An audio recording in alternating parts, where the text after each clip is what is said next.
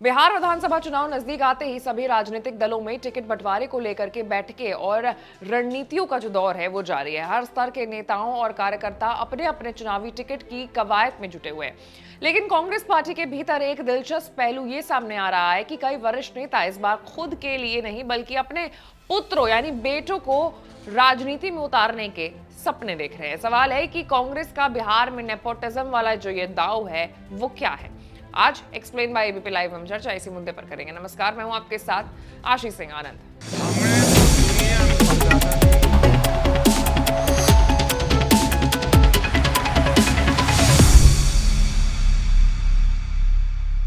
दिल्ली में हाल में कांग्रेस की स्क्रीनिंग कमेटी की अहम बैठक हुई, जिसकी अध्यक्षता अजय माकन ने की। बैठक का उद्देश्य चुनावी टिकटों पर विचार विमर्श करना था, लेकिन सूत्रों का दावा है कि इसमें जीतने वाले उम्मीदवार के बजाय नेताओं के बेटों की एंट्री पर ज्यादा जोर दिया गया है। पार्टी के कई दिग्गज नेता आपसी साझेदारी और सहयोग के जरिए अपने अपने बेटों के लिए टिकट सुनिश्चित करने की कोशिश में लगे हैं। सूत्रों के मुताबिक कांग्रेस के वरिष्ठ नेता और राज्यसभा सांसद अखिलेश प्रसाद सिंह अपने बेटे को हर हाल में चुनावी मैदान में उतारना चाहते हैं। कहा जा रहा है कि जब तक बेटे को विधानसभा या लोकसभा में जगह नहीं मिलती है तब तक वो लगातार प्रयासरत रहेंगे, चाहे टिकट कांग्रेस से मिले या फिर किसी अन्य दल से।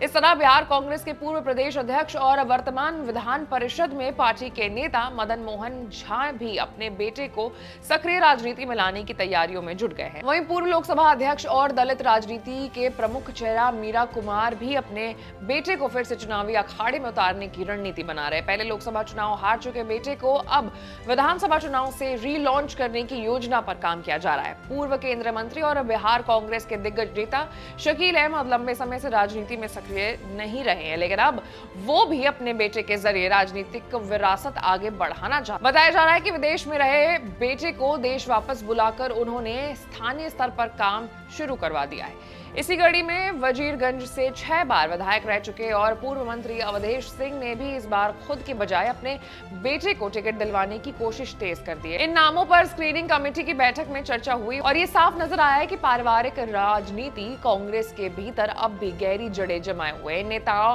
पुत्रों के पीछे सिर्फ अपने पिता की राजनीतिक हैसियत नहीं बल्कि एक दूसरे को सहयोग देने की आंतरिक साझेदारी भी काम कर रही है। दरअसल कांग्रेस में पिता से बेटे को टिकट मिलने की परंपरा नई नहीं है। यही कारण है कि बीजेपी लगातार कांग्रेस पर परिवारवाद का आरोप लगाती रही है। अब सवाल यह है कि आला कमान इन पारिवारिक समीकरणों को किस हद तक प्राथमिकता देता है। क्या पार्टी नेतृत्व जमीनी स्तर पर मेहनत करने वाले कार्यकर्ताओं को नजरअंदाज कर नेता के पुत्रों को इंपॉर्टेंस देगा या फिर इस बार बदलाव की तस्वीर देखने को मिलेगी। आने वाले चुनाव में कांग्रेस का ये फैसला पार्टी की छवि और उनके संगठनात्मक ढांचे पर गहरा असर डाल सकता है। बिहार की सियासत में पारिवारिक टिकट पर उठने वाले ये बहस आने वाले दिनों में और तेज हो सकती है।